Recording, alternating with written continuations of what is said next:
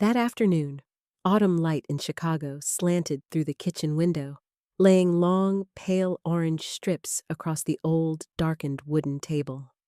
Helen Sullivan still stood at the sink, both hands slick with soap. Edward's familiar coffee mug, the one belonging to the husband she had laid to rest only 6 months prior, trembled in her grasp as if her own heart were shaking. "Mom, stop whining.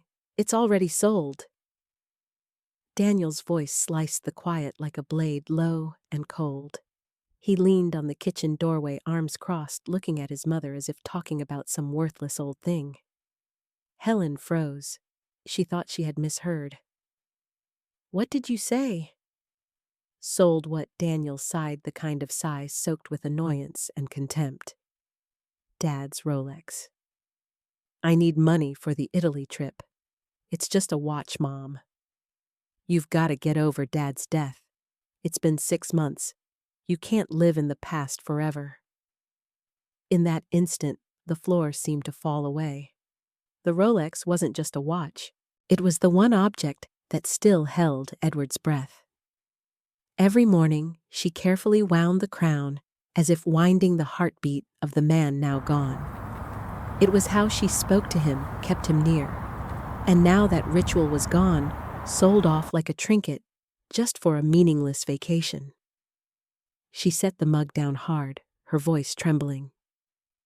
"Daniel, how could you not ask me first?" Clara, her daughter-in-law, who had been silent, lifted her gaze from her phone. A thin, mocking smile flickered on her lips. "At last, you're being reasonable. Honestly, Helen, clinging to stuff does you no good. Edward wouldn't want you stuck in the past." Helen bit her lip until it bled. Clara had been like this since the funeral, always invoking Edward in order to instruct her what to do. "Don't you dare tell me what Edward would want." Helen screamed inwardly and then swallowed it down. The arrogance and pretense in Clara's tone felt like a slap. Daniel glanced at the gleaming Apple Watch on his wrist, a piece of luxury bought with borrowed money, and said, utterly casual, "They gave me $800. Not bad for an old thing." Helen went still. An image flashed Edward 40 years ago. A young man with glossy black hair, saving every overtime dollar to buy a 1978 Submariner. He wore it every day of his life, right up until the hospital returned it to Helen in a cold plastic bag along with his wedding band. "That watch is worth at least $3,000. Helen murmured half to herself. Clara snorted. In what universe it didn't even run properly? "Come on, Helen, be realistic. You need therapy." The door slammed as they left, and the house fell into a silence heavier than the thud of a coffin lid at the funeral. A bitter, metallic taste of betrayal, one you never forget, coated her tongue. Helen stood for a long time. 43 years with Edward had taught her one thing: silence doesn't mean surrender. As a bank manager, she had learned when to bide her time and when to act. She had yielded long enough. That evening, she sat alone in the living room. Edward's shadow seemed to linger in the old armchair opposite. In her head, his voice, "Helen, be strong. Don't let anyone take what you hold dear." She nodded. Tomorrow she would go to the pawn shop. The next morning, Chicago wore a gray, chilly coat. Heavy clouds hung low, threatening an abrupt autumn shower. Helen pulled on her old trench, tightened the scarf at her throat, and left the house. She told no one and left no note. Some decisions belonged to quiet. Milwaukee Avenue bustled with traffic, but to Helen it became a blurred backdrop. Her heart thudded as she stopped in front of the pawn shop with its tired sign, "Golden State Pawn." Weak blue neon flickered. The dusty glass reflected a widow hair flecked with gray eyes, dark and hollowed by grief. She drew a breath and pushed the door. A little bell chimed overhead. Inside, the air was tight and stale. Shelves were crammed with everything: old guitars, gold rings, vintage cameras. Harsh fluorescent light cast a sickly hue over it all. Behind the counter stood a tattooed middle-aged man polishing a radio. His name tag read, Victor. His eyes held the weary look of someone who'd seen every kind of sob story. He glanced up. "You're here about the Rolex, aren't you?" Helen stared. "How?" "Do you know Victor set the radio down and crossed his arms on the counter? Your son warned me, said you'd show up, said you're having a hard time letting go." In that moment, Helen's knees wobbled. Even before she arrived, Daniel had predicted and mocked her pain. She pressed her lips together, holding down the humiliation. "Yes, I want to buy it back. Name your price. I'll pay." Victor shook his head, a flicker of sympathy in his eyes. "Sorry, it's already sold. Cash. This morning. In this business, there are no takebacks." The words fell like a hammer. Helen braced on the counter to keep from staggering. Yesterday, the Rolex had still been somewhere. Now it was on a stranger's wrist. A piece of her soul, her memories with Edward, had slipped beyond her reach. "It's not just a watch," she whispered to fate. "It's my whole life." Victor was quiet for a beat, then opened a drawer. "There is one thing." His tone dropped. "Before we sold it, my tech cleaned it. We found this." He disappeared into the back and returned with a small manila envelope. He set it on the counter. "There's a hidden compartment in the back. Very finely done, had to be a jeweler." This was inside. Helen opened the envelope. Inside lay a carefully folded time-yellowed slip. Edward's neat, firm handwriting emerged. "Helen, 7/15/1955, the day I knew I would marry you. Beneath it, SS4457CH085DS. Helen's hands trembled. She didn't understand it all, but memory surged. That was her birthday. That was the summer dance where Edward had looked into her eyes and said, "I'm going to marry you." She looked up. "Do you know what these mean?" Victor shook his head. "No, but there's something odd." The buyer perked up when I accidentally mentioned the secret compartment. He asked a lot of questions, eyes lit up. I figure he knew it existed. A chill crawled up Helen's spine. Someone had targeted the Rolex not for collecting. He knew a secret even she, Edward's wife, had never known. "Do you have his name?" Victor shook his head. "Cash. No paperwork, but he said he collects vintage Rolexes. My bet is he came looking for that one." Helen folded the note and slipped it into her coat. Her heart raced. Edward had kept this from her all 43 years. What else had he hidden? She left the shop and stepped into a new maze, every corner shadowed by unasked questions. The first drops of rain began to fall cold on her face, mingling with the hot tears she couldn't hold back. The Rolex was gone, but Edward's secret had stirred, and it was pulling Helen into a journey she had never imagined, a search for the truth after her husband's death, and perhaps a reckoning with her own flesh and blood. The next morning, the rain had stopped. On the rooftops of Lakeview, water pooled into bright silver streaks under the sun. Helen brewed a pot of black tea, set the yellow envelope and Edward's black notebook beside the pot, then dialed the number marked TC in the 4H Emergency Access Only folder. A man's voice at the other end was calm, a little husky, the voice of someone used to heavy stories, Thomas Chen speaking.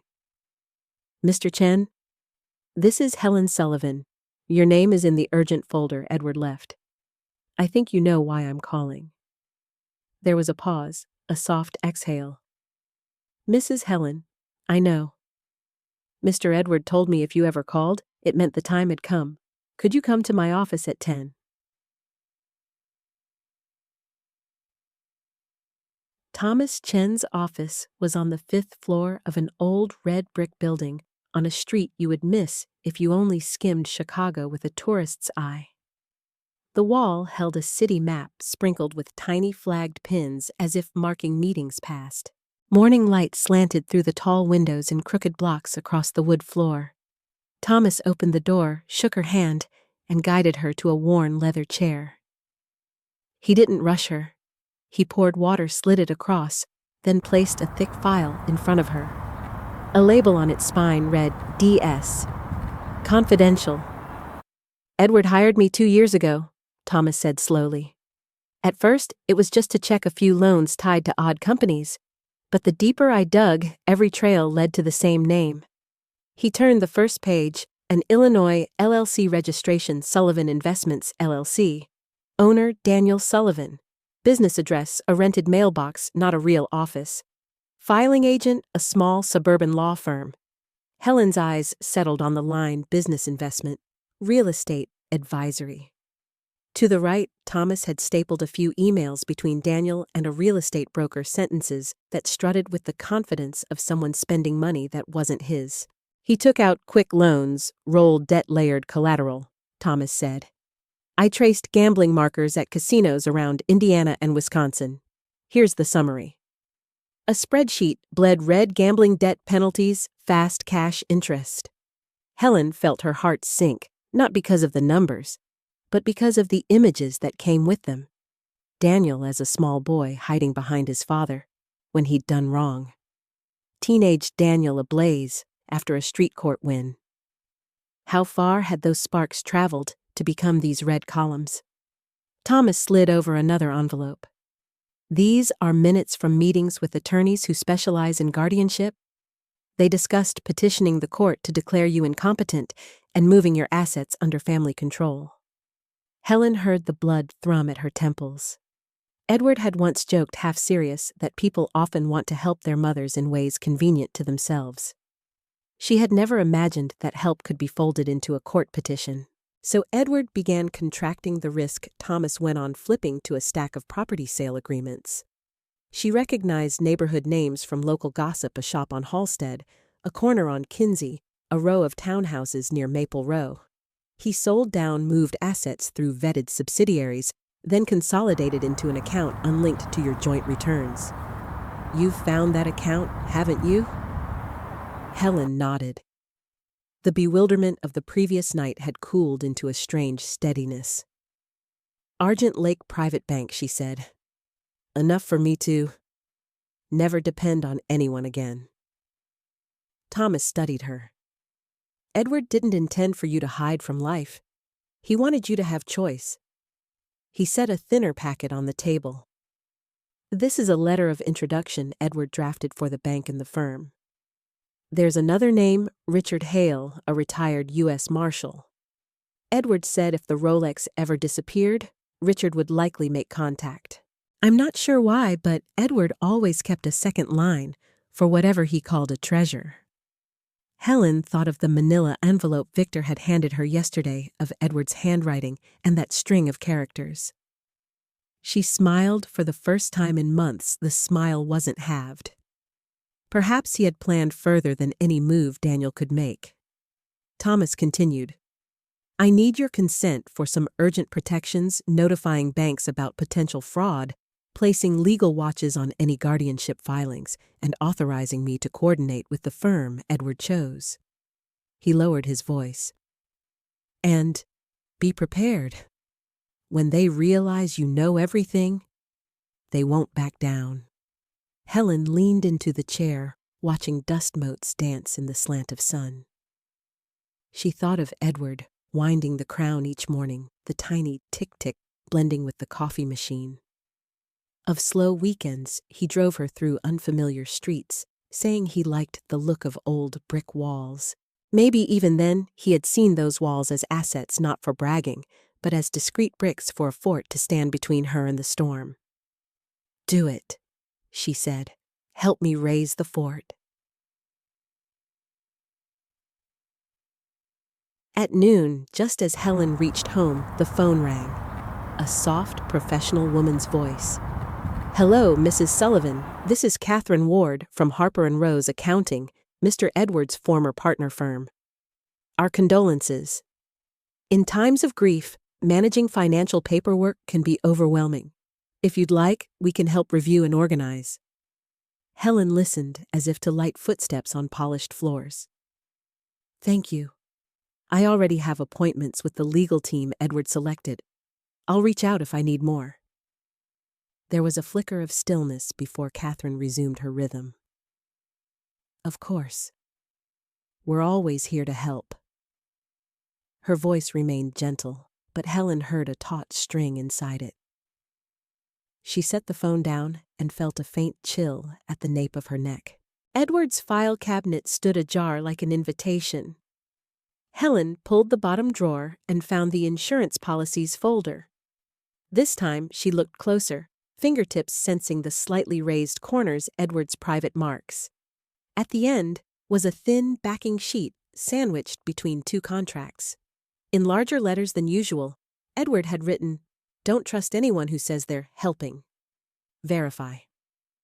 Below was a short checklist questions to ask before signing anything. Helen smiled proudly.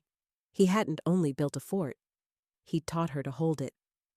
By late afternoon, Thomas emailed filed alerts with family court, banks notified, attached Sullivan Investments LLC registration and suspicious transactions. They may show up. At the end, he added, "If Daniel comes, don't argue. Let the documents speak." Helen shut the laptop and went to the kitchen. She took Edward's favorite tea set, thin white porcelain with a tiny scratch on the handle, the scratch he made in a rush before a meeting. She steeped tea set 2 cups out of habit, then stopped. On the fridge, their wedding photo remained. Edward's smiling eyes, her hair swept up in 50s fashion. "You saw it all, Edward," she whispered. "Even the parts I didn't want to believe." As daylight drained, she opened Argent Lake again. The line property sale, emergency liquidation burned like red chalk on a blackboard. 2 weeks before Edward died. She pictured him signing papers, meeting lawyers, calling the PI, then coming home in time for dinner, saying something ordinary to keep life ordinary, cold today. He had done all the extraordinary things, so her life could stay ordinary. The doorbell rang. Helen didn't flinch. She rose and walked to the hall. Through the peephole, she saw Daniel and Clara. Daniel held a small suitcase. Clara wore chic cream with oversized dark glasses, as if they would head straight to the airport from her doorstep. A thought crossed her mind. They still think everything is their stage. She clicked the lock and opened a crack. "I only have 10 minutes, she said. Daniel forced a smile, but his eyes were wary. "We came to say goodbye before our trip. And, if you want, I can help go through Dad's papers. Accounting and contracts get messy. You don't need to do it yourself." Helen tilted her head, gentle but precise. "I've already hired people. Who do you know what they charge? I can do it for free." Daniel stepped half a step forward, his eyes flitting inside a habit Helen recognized as well as her own pulse. "Free is sometimes the most expensive," Helen said. She set an envelope on the door edge. "You should read this." Inside were the LLC registration, a summary of gambling debt, and the court's conflict notice stating any guardianship filing on her behalf would be scrutinized. Daniel barely read his own name in bold before his face changed. Clara snatched the envelope, smirking. "Helen, who've you been listening to? People are exploiting you." "Maybe," Helen replied. "But this time, I've verified." Clara began to retort, but Daniel squeezed her hand. For an instant, Helen saw the child in her son's eyes, the child afraid of being scolded for breaking a vase, standing at the fork between shame and excuse. Then the look sealed over with calculation. "This isn't over," Daniel said quietly. "I only want to help." "Thank you," Helen answered, still soft. "But I don't need it." She closed the door. Behind it, her heart didn't pound as she had expected. On the desk, Edward's and Thomas's papers lay like a language she was learning fast. From the kitchen, the kettle whispered to a simmer. Helen poured a cup and set it opposite Edward's empty chair. Tomorrow, she told herself, I'll walk the rest of the path he drew. I'll meet the firm. I'll hear what Thomas says about Richard Hale. And if the Rolex has another line attached, I'll follow it to the end. Outside Chicago shed its clouds. A pale afternoon sun swept the table like a final stroke on a picture that was coming clear. Helen lifted the cup. Warmth slid down her throat, soothing invisible scratches.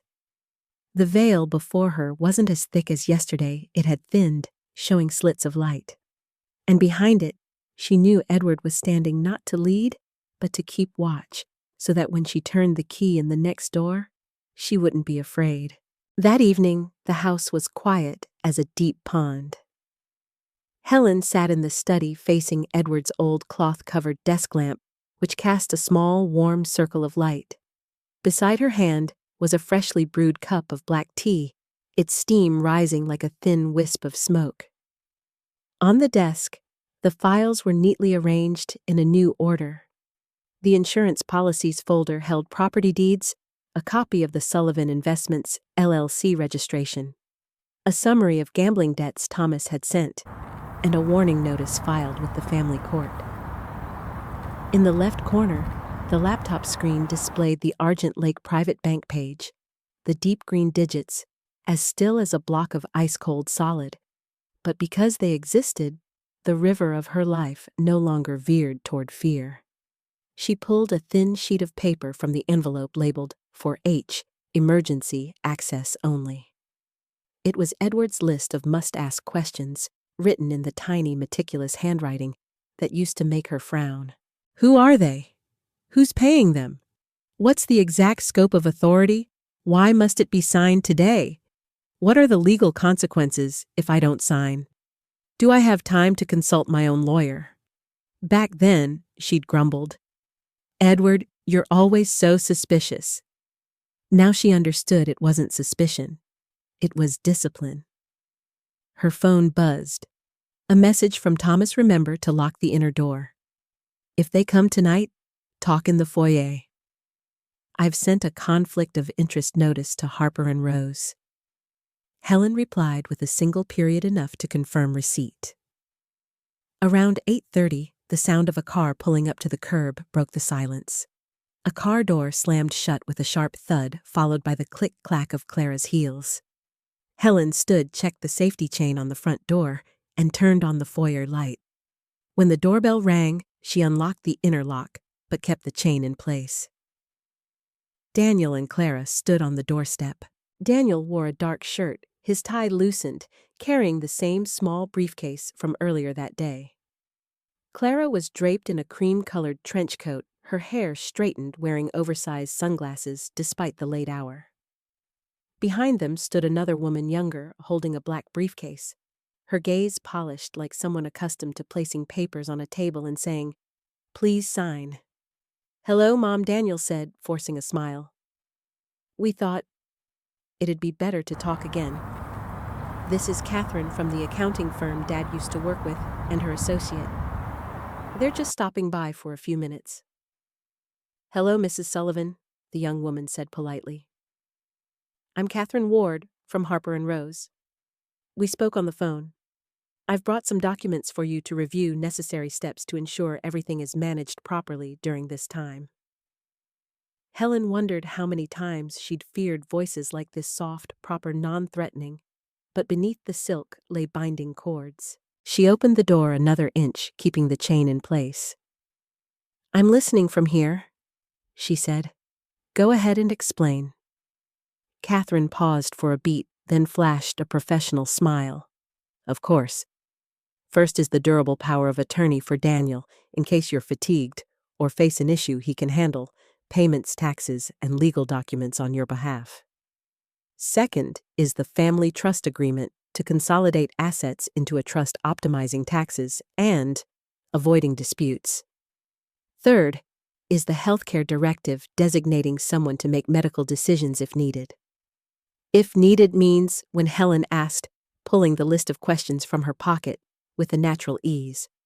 "Oh, for example, if you're away, don't want to deal with complex paperwork, or if a doctor recommends having a family member assist." Which family member specifically? Helen flipped the page. Full name, exact scope of authority. How are they held accountable? And why tonight? Right now. Clara let out a faint snort. Helen, you're making this too complicated. We're just trying to help. I'm not calling anyone a villain. Helen said, her voice low and clear. I just want to understand what I'm signing.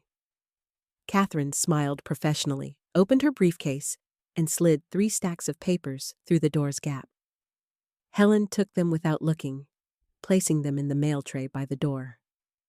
I'll pass these to my lawyer, she said, and I'll respond in writing after they review. The air shifted subtly, like a breeze changing direction over a lake.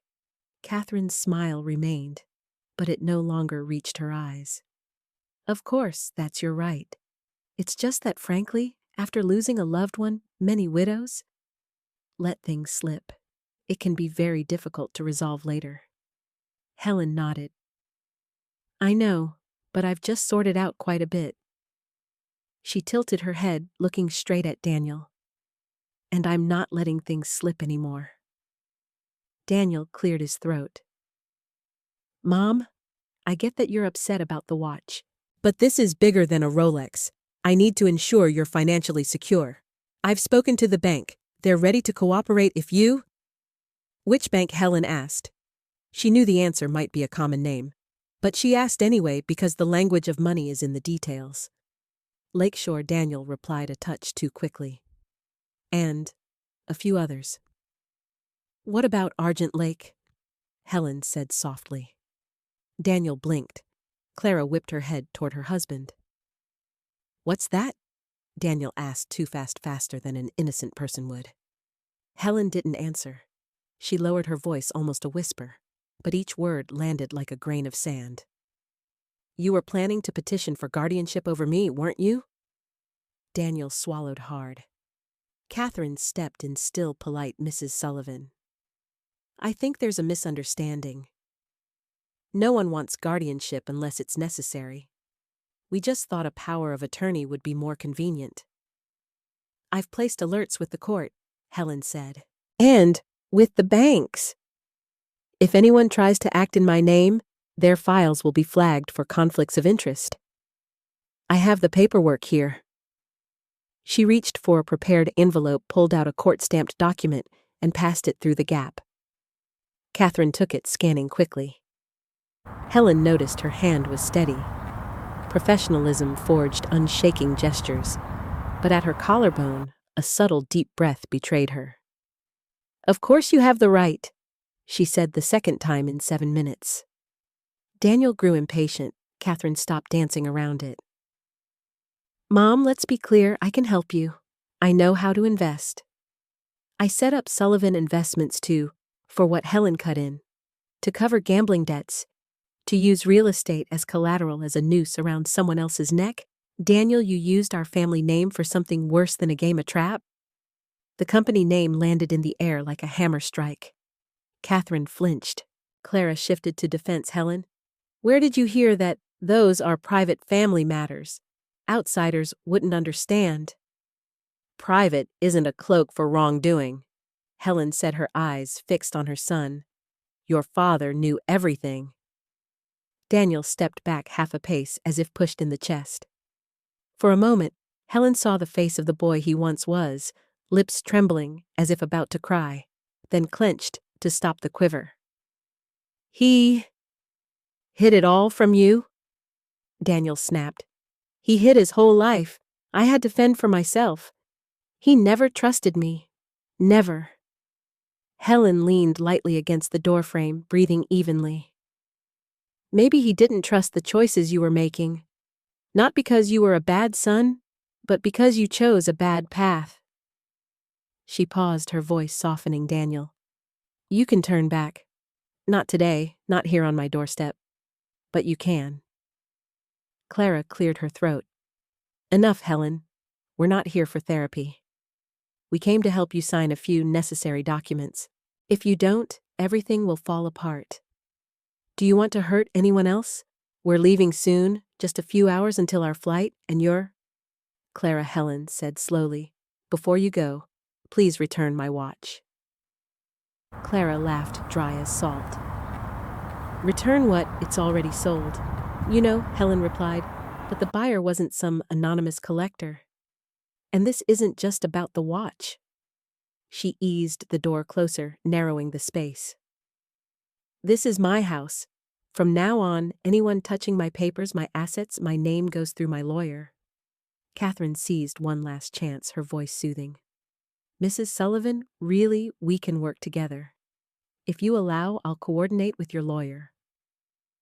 For now, if you sign, things won't be delayed. Helen held up Edward's must-ask list, reading each bullet point clearly. At the last one, she looked up. Do I have time to consult my lawyer? Yes.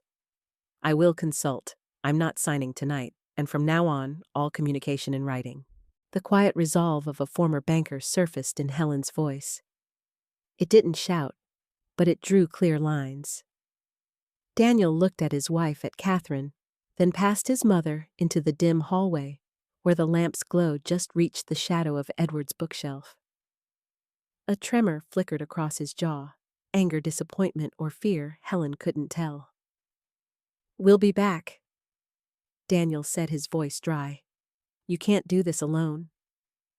Helen nodded. You're right, I'm not alone. She gestured toward the neatly stacked files on the table by the wall. Your father is here. He did his part. Now it's mine. Catherine made one final play. Then may I have a copy of the court warning to update our records, and if you'd allow, Daniel could access the accounts to monitor. No, Helen said. I monitor my accounts. As for the copy, I'll send it after consulting. We're done for tonight. For a moment, Daniel looked as if he might push the door open, chain, be damned. But he held back. Calculations darted through his eyes like a school of tiny fish. Clara tugged his sleeve. Let's go. Leave her. Catherine packed her papers, gave a slight nod. I hope to hear from you soon.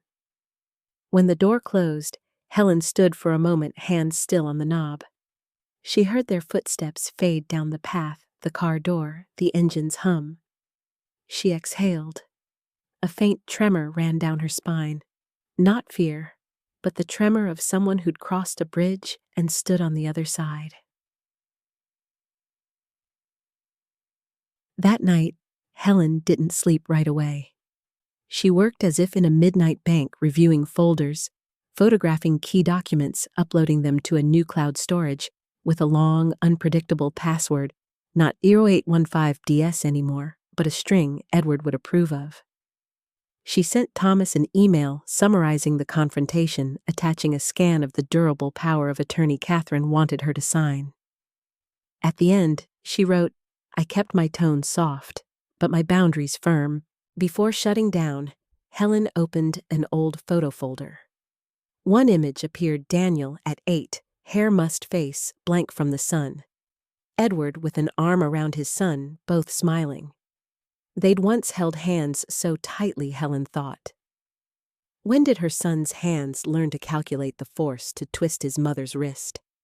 The thought stung, but it didn't sink her. She closed the laptop, walked through the living room, and paused by Edward's favorite chair. Honey, she whispered. I didn't shake earlier. I miss you. The next morning, Thomas called early. I got your email last night. After reading it, the legal team drafted 2 documents, one demanding no direct contact without a scheduled appointment. The other, a conflict of interest warning sent separately to Harper and Rose. They received the email last night, but haven't responded. Helen heard typing on the other end, the hum of a printer. Thomas continued. One more thing. I checked neighborhood cameras through an old contact. You remember the photo of the pawnshop parking lot? A black car was there when the Rolex was sold. The license plate ties to a former agent, Richard Hale. I'm not jumping to conclusions, but it matches Edward's notes. Helen's heart gave a soft thud, like the tap of heels on an empty floor. Will he reach out? I suspect so. And if he does, we're ready for another layer of secrets. Helen smiled. I can climb any layer. Just bring the rope. Lawyers don't carry ropes. Thomas chuckled, the first laugh since they'd met. But we bring conclusions. After the call, Helen brewed tea and opened the window to fresh air. Across the street, she saw the elderly neighbor watering her maple tree, her little dogs circling her feet. Those ordinary things were medicine to her. A lifetime in banking taught her that panic always passes. If you keep small disciplines, boil water, brew tea, open the ledger, ask the right questions. At 10 sharp, the doorbell rang. Helen thought it was the mailman, but through the peephole she saw Catherine alone. No Daniel, no Clara. In her hand was a large, sealed envelope. Helen hesitated, then unlatched the chain and opened the door wider. Catherine smiled, her smile now edged with honesty. Mrs. Sullivan, I'm delivering official documents. Our firm is withdrawing from any involvement with your assets due to a conflict of interest. And this is my personal apology for not being fully transparent last night. Helen took the envelope, nodding slightly. Thank you. Catherine stood awkwardly for a moment. Honestly, I got into this field because I believed I was helping people protect what they have. But sometimes we get pulled into other agendas.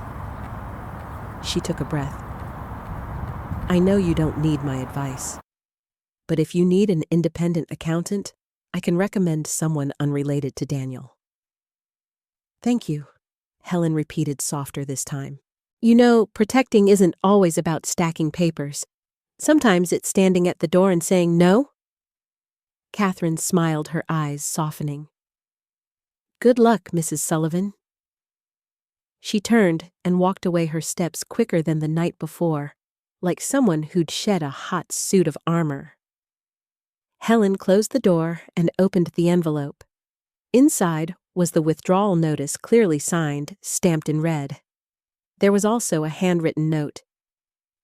If they use another firm, don't sign anything until you read the last line. Helen smiled. People who read the last line are rare. At noon, while chopping onions in the kitchen, her phone rang. An unfamiliar number. A man's voice, low and clear. Mrs. Sullivan. This is Richard Hale. I think you're looking for some answers. Can we meet this afternoon? Helen set the knife down and wiped her hands. A drumbeat rose and fell in her chest. Yes, she said, her voice oddly calm. I'm ready. 3 o'clock, Thomas Chen's office. And you might want to look at your wrist again to remember the true weight of what you carry. The call ended. Helen leaned against the counter, closing her eyes.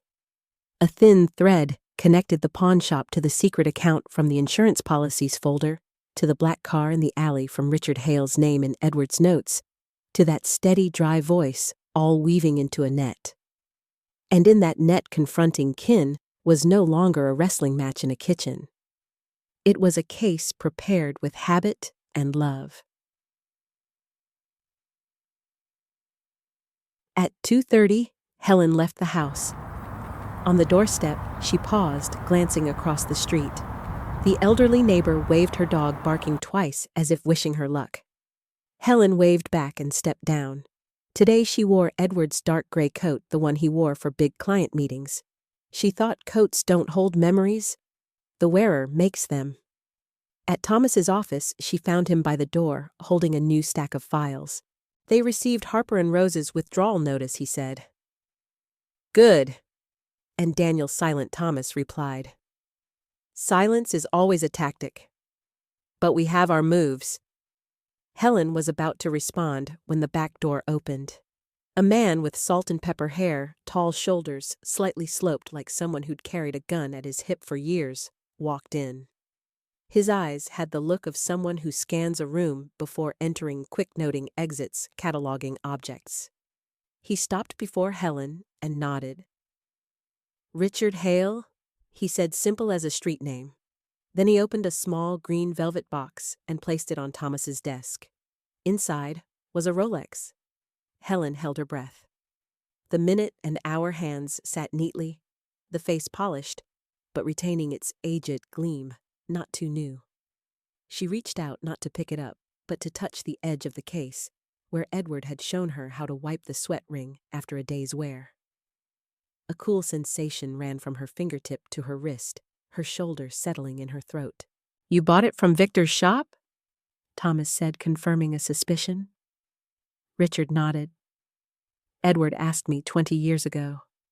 If the watch was sold for any price, I'd buy it back and hold it until I found you."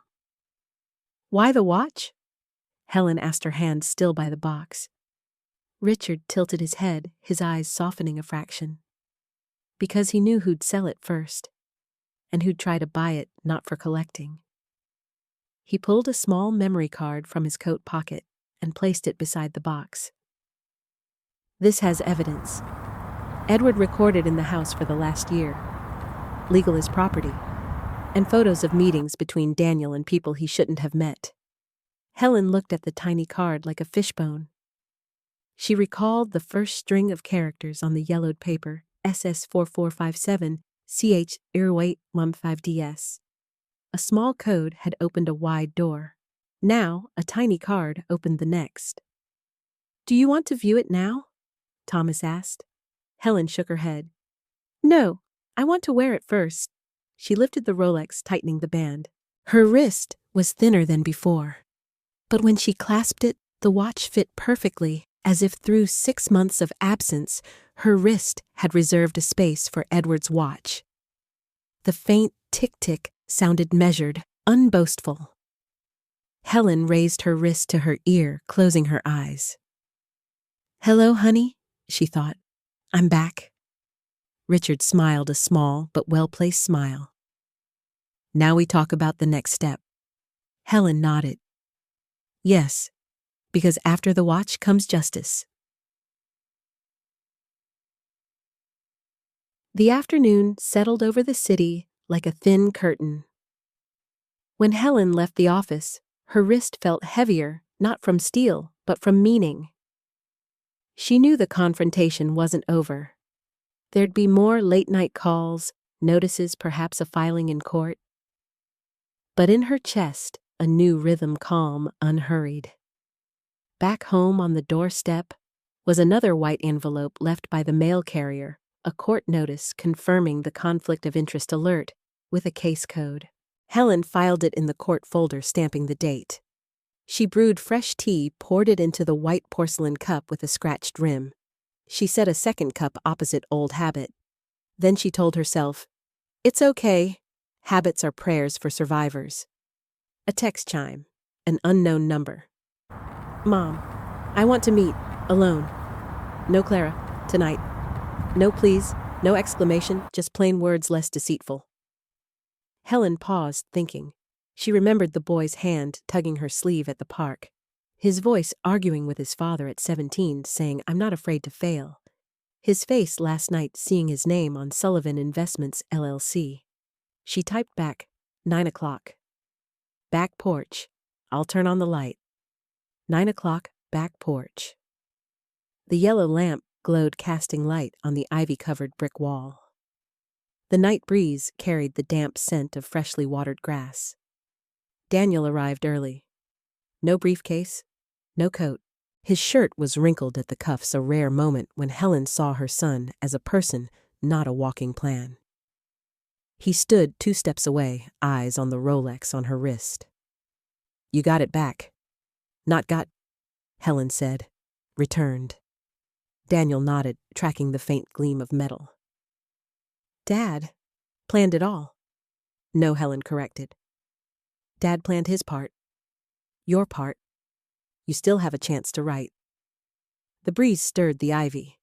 Daniel was silent so long that Helen heard the watches tick. Then he looked up, voice hoarse. "I was wrong, I know. But it started with how Dad saw me." He gave a faint laugh. "He looked at me like a liability." "And you chose to become one," Helen said. "You could have chosen differently." Daniel shoved his hands in his pockets, head bowed. "I sold the watch not just for Italy money. Not only that. I wanted you to see I could take what Dad loved most from you." He spoke softly. "I wanted you to hurt like I've hurt for years." Dad always chose money over me. Your father chose protection, Helen replied, her voice slow. But protection isn't refusing love. You misread his actions, and you let that misreading lead you to people who don't love you. Daniel looked up sharply, an old spark in his eyes. I have people who love me, Clara Helen asked gently. Or the papers with your signature at the bottom. Daniel laughed, then stopped. You always hit the sorest spot. He stepped back, as if afraid she'd see another layer. Anyway, you've won. You have the lawyer, the money, the everything. I'm out of moves. Helen shook her head. No one's won here, Daniel. We're just not losing more. She met his eyes, unflinching. Tomorrow I'll move forward with Thomas the lawyer and Richard. You have a choice, stay out of what's coming or come with me on condition you confess and cut ties with the wrong people. You don't need to kneel. You just need to stop. Daniel gave a tired smile. I'm not ready. He glanced at the watch again. Dad was brilliant. Your father was best at this, Helen said, raising her wrist to eye level, letting the watch's faint gold reflect her son's eyes. He imagined the future good and bad and built a bridge for those left behind to cross. You can step to this side any time. Daniel didn't answer. He turned, paused at the step, as if to say more, then swallowed it. Good. Good night, Mom. He left the porch, his silhouette blending into the trees, fading thin. Helen stood still, hand on her left wrist, feeling the watch's tick like a prayer. She didn't cry. Tears wouldn't help here. Discipline would. She turned off the porch light, locked the door, and returned to the study. On the desk, Edward's must-ask list sat beside Thomas's tomorrow's meeting plan. She took a pen, checked the first box, boundaries set. Next, secure evidence in storage. Next after that, prepare for asset protection order. Outside, the night breeze rustled. Inside the wall, clock ticked, and the Rolex on her wrist ticked 2 timelines overlapping, guiding Helen to the next morning. There she'd be, more than Edward's wife, more than Daniel's mother. She'd be Helen Sullivan, a woman who'd learned to protect her name, her assets, her peace. And if more confrontations came, she had the language for them, the right questions. Clear papers, steady eyes. As she went to bed, Helen placed her watch-clad wrist on her chest. The ticking synced with her pulse. Tomorrow, Edward, she whispered. I'll walk the rest of your light. The rest, the dark, belongs to the law. She closed her eyes. Sleep came slowly but clean, like a balanced ledger. Across the city, a man with salt and pepper hair might be reviewing contacts, preparing another memory card. In another apartment, a young woman might be tearing up her own business card, unwilling to set traps anymore. And in some dark corner, a man named Daniel might be sitting alone, his hand, finding no wrist to hold, finally resting on his heart. Listening, it still beat steadily, and with that opportunity remained. Confronting kin didn't end with a bang. It ended with boundaries drawn in black ink on white paper, secured by a door chain clicking into place, by a mother saying no without shouting, and by a watch returning to the wrist it belonged to. From here, the story wasn't about who took what from whom, but who held on to what was theirs.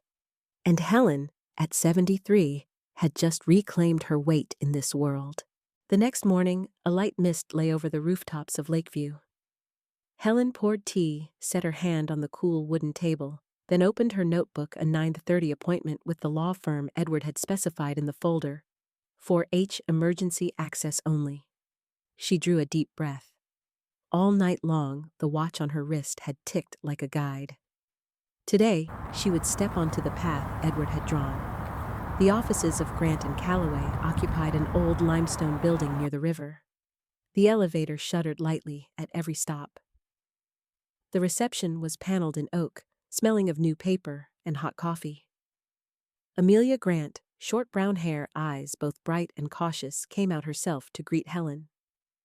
Her handshake was firm, without pressing like someone used to lifting heavy file folders without bending them. Mrs. Sullivan Amelia said Edward left a light file for you. We call it Lighthouse after his own name for it. I've been waiting for your call. In a small conference room, there was only a wooden table, a water carafe, and a blue velvet box in the middle, the very box Richard had set on Thomas's desk the day before. Helen touched the lid as if performing a small rite. Amelia took from her briefcase an envelope watermarked with the firm's name sealed in red wax and placed it before Helen. This letter was left by Edward. Amelia said, "We were to hand deliver it after you had accessed the account and contacted Thomas." Helen broke the seal. Edward's handwriting appeared steady and strong.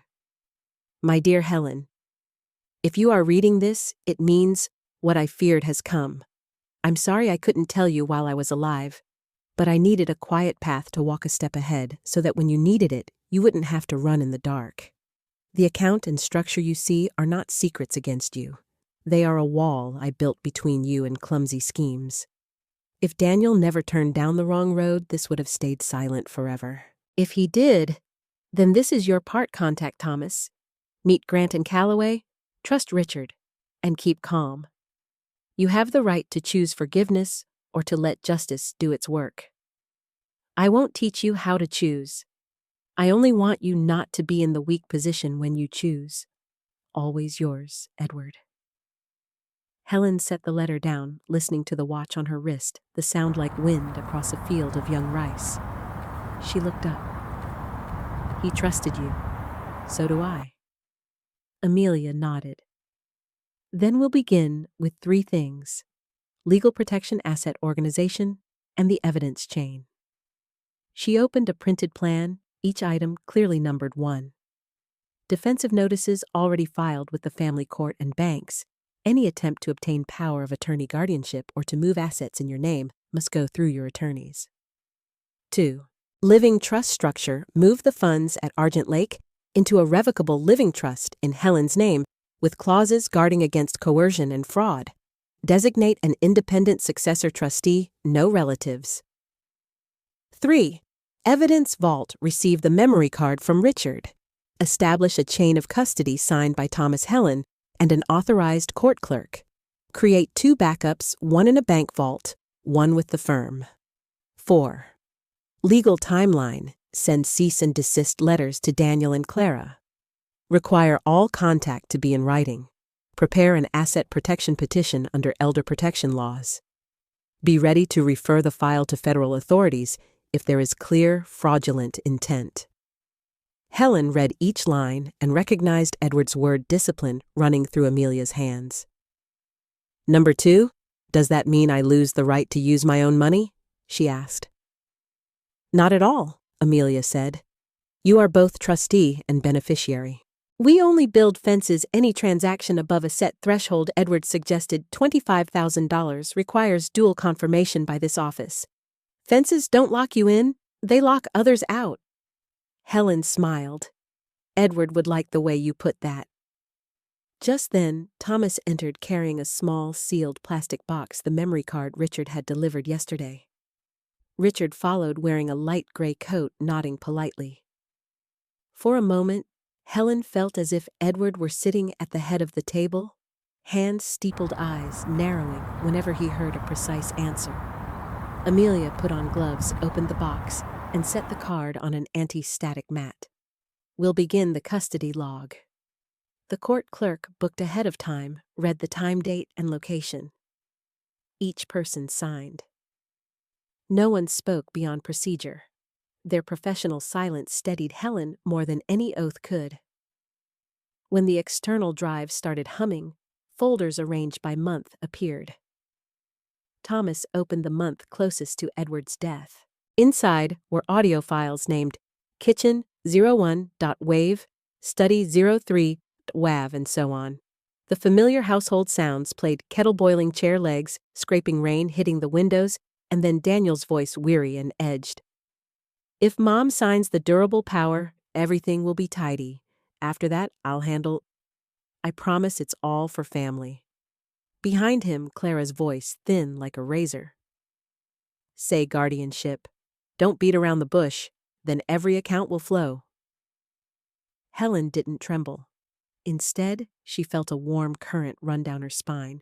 Truth, even with its bumps, helps people stand up straight. Richard glanced at her, offering to stop.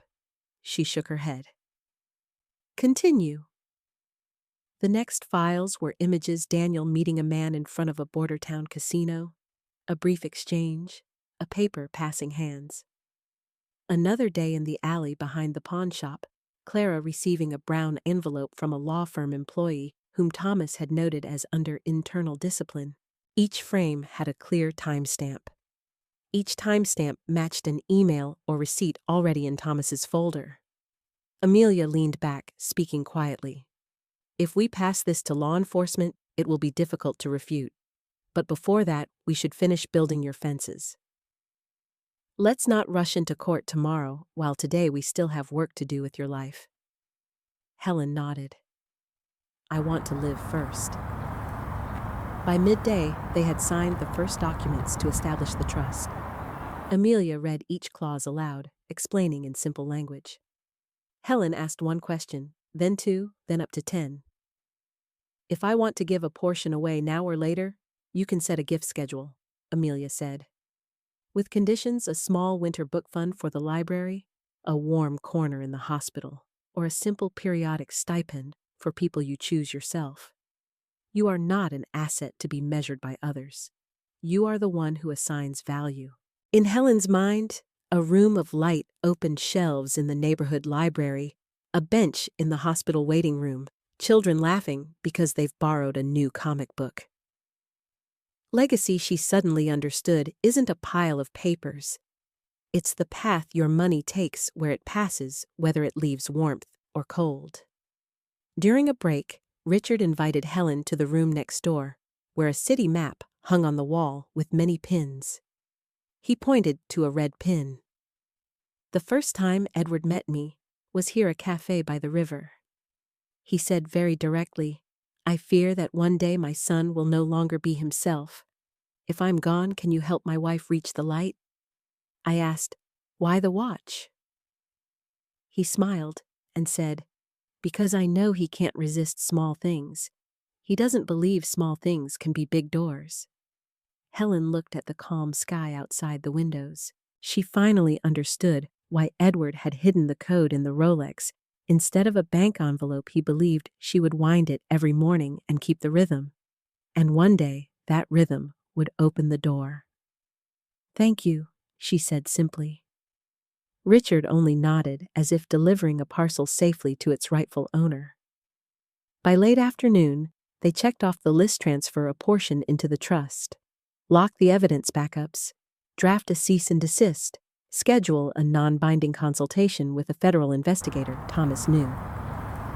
As Helen prepared to leave, Amelia handed her a slim packet, first 30 days plan, each page a single day, with a few crucial tasks: change passwords, check cameras, set default replies to offers of help, daily routine walk tea reading, 1 hour each week for giving.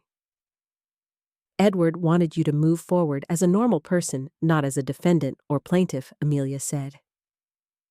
His legacy, in my view, isn't the money. It's the rhythm of life he returned to you. On the drive home, scattered gray clouds left a strip of sunlight clinging to the riverbank. Helen parked and sat quietly for a moment, gazing at her wrist. The watch's steel circled her thin bone, cool yet calm. She smiled, cold-lined with peace, so that's what it felt like. A cream envelope waited on the doorstep, another court acknowledgement stamped red. Helen filed it in the court binder and marked the date. Everything in its place. A banker's life had taught her whatever is in its proper place won't steal from anything else in the filing cabinet or in the heart. That evening, Helen rewarded herself with slow-cooked onion soup, the dish Edward used to jokingly call heaven, on a wooden spoon. She put on an old jazz record, lifted her teacup, and listened to the wall clock harmonize with the Rolex. Around 8:30, a message appeared, Mom. I need to talk. But later, they want to see me. He didn't say who. He didn't need to. She replied briefly, Tell the truth. Near 9 o'clock, a car stopped outside. Not Daniel's. Footsteps in heavy boots, a whisper of radio static. Helen stood with her palm on the wood of the door, feeling faint vibrations, like piano notes from the next room. Then, 3 even knocks. She opened the door just enough for the porch light to cast a golden triangle across the stoop. 2 people in dark coats with badges. A man spoke, Mrs. Sullivan. We'd like to confirm a few points from the materials your attorney submitted. It'll only take a few minutes.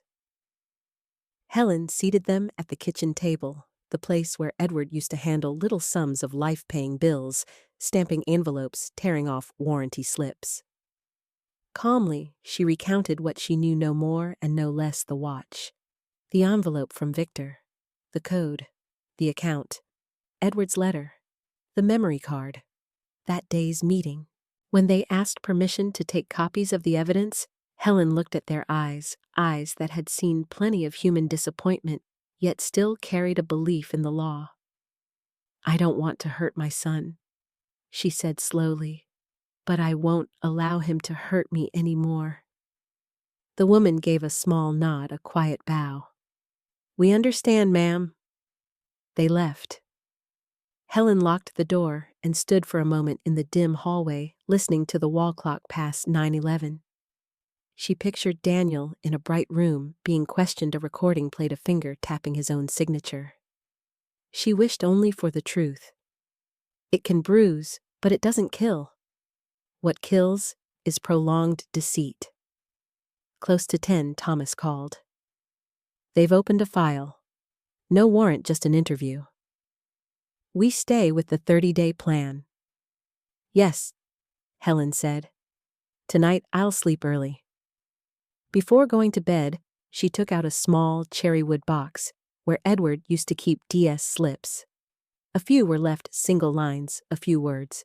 Helen chose one that read simply, Walk tomorrow morning. She set it on the windowsill. Legacy, she thought, is not only money nor clever protections. Legacy is remembering to step into morning light, greet the neighbor, and know life has small, lovely pieces no one has the right to steal. Next morning, Helen walked around the lake. A light haze. Sparrows chattered on the fence. She paused at the old bench where Edward used to read the paper. In her head, the day aligned in a gentle sequence: call Amelia to confirm the first transfer into the trust. Meet the library treasurer to discuss the winter book fund. Stop by the hospital to register an extra volunteer shift. Nearby, a little boy tangled his shoelaces and burst into tears. His mother crouched patiently, undoing the knots. Helen's throat warmed. Life wants to be lived, not merely managed. Management exists so life can be lived. When she got home, a small parcel was waiting on the step with no return address inside a short steel key and a note: safety deposit box 457. TC has details.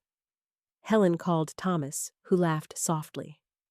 Edward, of course, one more layer. I'll bet it's a field notebook, maybe the giving list Amelia mentioned. At the bank, they opened the box. Inside lay a soft black leather notebook. On the first page, Edward had written, Places money should go. Every page named a place: Lakeview Library Winter Book Fund, St. Mary's Pediatrics Warm Corner, Seniors Reading Club Shuttle. At the bottom of each page, Edward had written suggested amounts enough to start something, not so much as to foster dependency. On the last page, he wrote, If any name no longer needs it, change it. Money is like water. It needs to be channeled. Helen closed the notebook as tears gathered and ebbed in the same breath, not from sorrow, but from the feeling of a hand held. It turned out the final legacy Edward had wanted to leave wasn't a wall. It was irrigation ditches so the water could flow to thirsty places. She signed the slip, closed the box, and returned it to the vault. On the drive back, her phone buzzed. Amelia, the first transfer was complete. Thomas, meeting tomorrow to finalize Daniel's cease and desist. The library delighted about the winter book fund and inviting her to the Saturday reading circle. The front door opened onto late afternoon light on the old rug. Helen set down her bag, took off her coat, and washed her hands. The doorbell rang an ordinary sound that today seemed to carry a sheen. In the peephole, a young woman with soft brown hair and eyes like Daniel's. Hugging a small backpack, she hesitated as if deciding whether to knock again. Helen opened the door. The girl looked up with moist eyes and forced a smile. "Grandma Helen, I'm Melissa." A breath of dry leaves and the last sun drifted through the doorway. Helen smiled, still holding the doorknob, feeling the watch lightly tap her wrist like a gentle knock. Legacy, she thought, sometimes knocks with a granddaughter's eyes. "Come in," Helen said. "I just brewed tea." The kitchen smelled of cinnamon tea and orange peel. Steam misted the window glass as if someone had breathed lightly upon it. Helen set down the teapot and turned her wrist. The Rolex brushed her bone, its tiny tick, like a lullaby. The girl across from her, Melissa, looked around, as if trying to seize a memory she had never had. Her soft brown hair fell over her shoulder. Her eyes were identical to Daniel's at 16, when he still blushed for breaking a cup. "I don't know where to start," Melissa said, turning the cup handle. "Aunt Clara, she said you didn't want to see me anymore, that you forget things, that talking with you would make you tired." Helen poured more tea and set the cup before her. "I never stopped wanting to see you," she said slowly. "But some people feel uneasy when they see others keep what they want to take, so they invent an easier story." Melissa nodded, lips quivering. "I'm sorry I didn't call sooner. I was scared. Dad gets angry whenever I mention you." She looked up. Do you hate Dad?" Helen glanced at her wrist. The minute hand had just moved past a small marker. "I don't choose anger as a place to live," she said. "Anger can visit, then leave. What remains, I want it to be peace." "Does peace mean forgiveness?" "Peace means I don't let hatred steer my hands," Helen said. "But it doesn't mean I drop my hands when someone tries to cuff them." She smiled, pointing to the watch. "Do you know this?" Melissa nodded, eyes bright. "Dad said, Grandpa wore it every day. He said it was old, not worth much." Helen took out the cherrywood box and the yellowed slip with 07-15-1955 and SS4457C80815DS. "Your grandfather hid a code in it," she said. "Not to hide from me, but to build a bridge for when it was time to cross." Melissa turned the paper as if reading a secret poem. "Grandpa was clever," she said, a little proud. "He was," Helen said.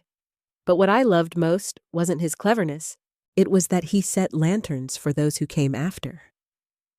They sat a while longer, speaking of ordinary things. Melissa's classes, the neighbor's cat, the Saturday reading at the neighborhood library. When Melissa left, Helen walked her to the porch, resting a hand on her shoulder. "Whenever you want to visit," she said, "just knock. Don't wait for anyone's permission." Melissa hugged her a clumsy hug, the kind of a young person still shy of closeness, then ran down the steps and waved. The door closed, the wall clock ticked.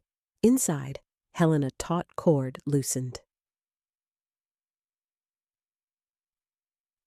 The Saturday reading at the Lakeview Library drew an unexpectedly large crowd. Children carpeted the green rug. The older folks filled the back rows, each holding a cheap paperback in their hands. The treasurer stood by Helen and whispered, "Your winter book fund came at just the right time." Helen took the microphone, her palms no longer damp, as they used to be when she had to speak before a crowd. She told a story about a man who placed a teapot next to a watch, his morning habit, and a hidden compartment that saved a woman from being led into the woods. She didn't use names. She only spoke of rhythm, the rhythm of the watch, the rhythm of discipline, the rhythm of kindness. When she ended with money is a story written in numbers. Please let it pass through places where it leaves warmth. The applause poured down like a sudden rain. While they were putting the chairs away, a boy came up. "Ma'am, the photo of the man holding a watch at the registration desk is cute." Helen looked over. They had enlarged a copy of Edward's younger self from the old photo she had given them and hung it neatly beneath the Winter Book Fund sign. She touched the frame, almost hearing Edward's little cough whenever a dust mote tickled his nose. On the library steps outside, Richard leaned against the rail, watching children line up to borrow books. "First time I've seen evidence turn into children's books," he said with a hint of humor. Helen laughed. "All honest roads join." Richard nodded.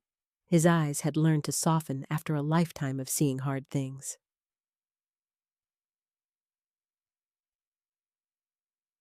Sunday night, Helen received an email from Amelia, a proposed meeting with Daniel at the law office with Thomas present, to present the cease and desist and a path to remedy if Daniel wished. Helen read every line and set her hand on her chest as if to frame her heartbeat.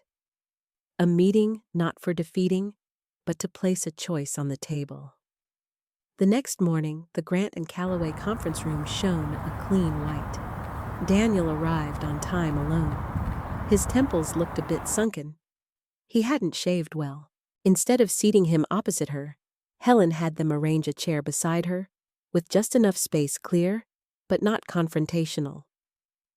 Amelia opened in a procedural tone. "Today is a boundary notice. From here on, any access to Mrs. Helen's assets must go through our office. This is a cease and desist against any pressure threats or claims that she lacks capacity. At the same time, we present a remedy path should you choose it. 1. Remove your name from any structure using the word Sullivan. 2. Put the truth in writing so the legal consequences won't be severe. 3. Enroll in gambling treatment and compulsive finance counseling. 4. Agree to no direct contact with Mrs. Helen for a period of time, except at family events with a mediator. If you comply, we will advocate that the authorities consider mitigation." Daniel listened with clenched hands, avoiding his mother's gaze for more than 3 seconds at a time. "And if I don't?" he asked. Thomas placed a thin packet on the table, printed audio excerpts and still photographs. "Then we continue," he said simply, like stating the weather. Only then did Helen look fully at her son. "I don't want to drive you into darkness," she said, "but I will not dim the lamps to keep your eyes from stinging. You decide." Daniel turned his face to the side and drew a long breath. "What do you know about the times I was locked out in the yard because I didn't get an AA dry laugh? He never trusted me. He trusted watches, papers, numbers." "Yes," Helen answered, not denying it, "and I was wrong to let those times pass. But son, the little boy in that story has grown up. He no longer has the right to use his old wounds to cut others." Amelia slid a pen toward him. "You can sign now, or take it home and sign later. But remember, other people's time is also their property." Daniel stared at the pen as though it were a small, sharp knife. A minute went by. Then another. The room held only the sound of the air conditioner and the watch on Helen's wrist. Finally, he picked up the pen. "I will try," he said. "I will tell the truth." He signed. The nib snagged for a second at Sullivan like a brief hurt passing through his hand, then moved on. Helen didn't exhale in relief. She only nodded just enough to see the reflection of her nod in Amelia's glasses. "Thank you," she said. She did not reach out to touch him. At the door, Daniel stopped. "Mom, can I see Melissa at your house?" His voice was so small as if asking for a drink of water. "No," Helen said gently. "But I'll bring her to the library this Saturday. You can come if you come alone." Daniel nodded, like someone who'd been assigned a leg exercise. Then he left. Thomas looked at Helen. "Are you all right?" "All right," she said, "because now everything has its drawer." On Saturday, the library was full again. Melissa sat in the first row, hair tied high eyes, following every sentence. At the end, Daniel appeared at the doorway, standing in the last row with his hands in his pockets. No Clara, no suitcase. When his eyes met Helen's, she only nodded the proper distance.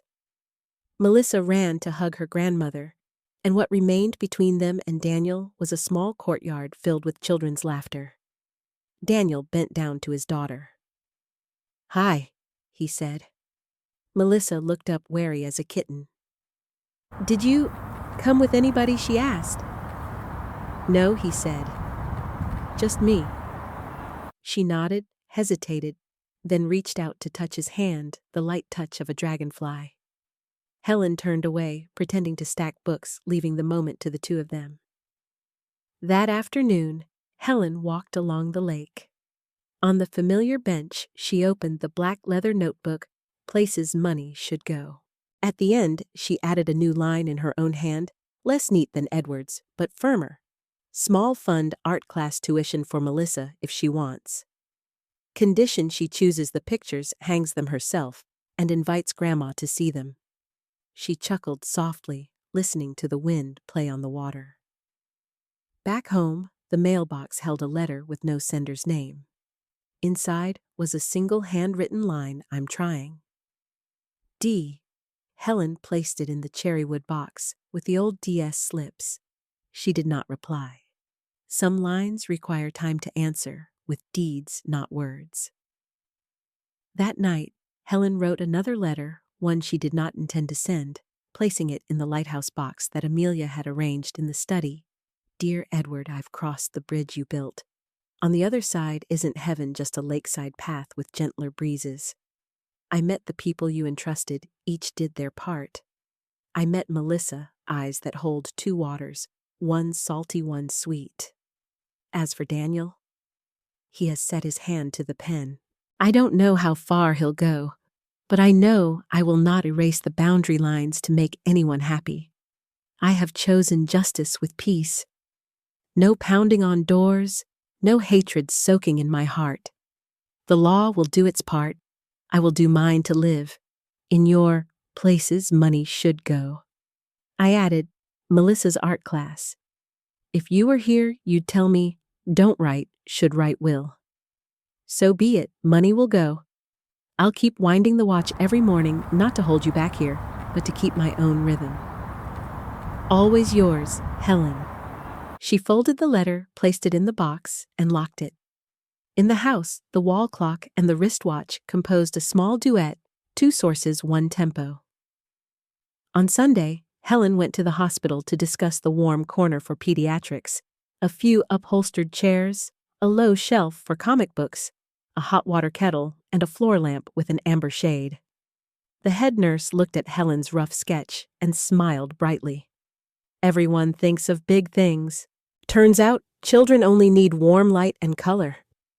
"Because adults forget color," Helen said, smiling. Crossing the hospital courtyard, she saw a man sitting on a bench, hands clasped together. The line of his jaw was familiar. Daniel. He stood when he saw her, but didn't approach, just lifted his hand in greeting the right distance.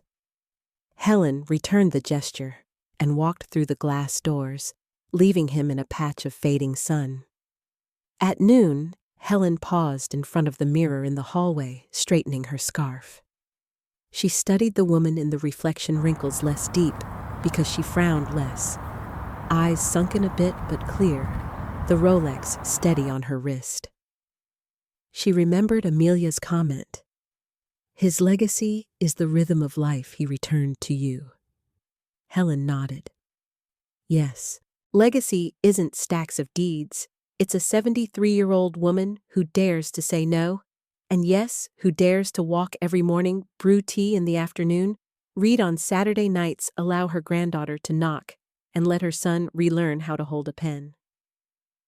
Toward evening, light rain fell. Helen opened the window and let the smell of wet earth fill the room.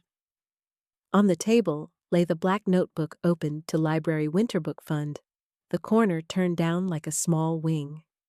She set her palm on the page, feeling the paper's grain like touching a stretch of smooth asphalt after finishing a rocky climb. Night fell. Helen stepped out onto the back porch and turned on the amber light. Raindrops glittered on the ivy. She rested her wrist on the railing, steel against steel, and closed her eyes, listening to the rain tapping. If investigators called tomorrow, she would answer. If Daniel needed more signatures, the attorneys would arrange it. If Melissa wanted to paint, she would help her hang the pictures. And if nothing happened, she would still boil water wind, watch open the window, walk around the lake, greet the neighbor, and pet the stubborn cat. Because a mother's final choice after all the clamor of winning and losing is not punishment or leniency. That choice is to build a house bright enough for a child to see the way back if he wants it, and strong enough that if he chooses, the winds outside those within won't be cold. Helen lifted the watch to her ear once more. Tick, tock, tick, tock. Each beat felt like a fingertip tapping her palm, reminding her, go on, but do not rush. Protect, but do not fear. Love, but do not blind yourself. She smiled in the amber light, shut the door, slid the bolts, and turned off the lamps one by one. In the dark, 2 clocks, one on the wall and one on her wrist, kept watch. And this time, peace remained.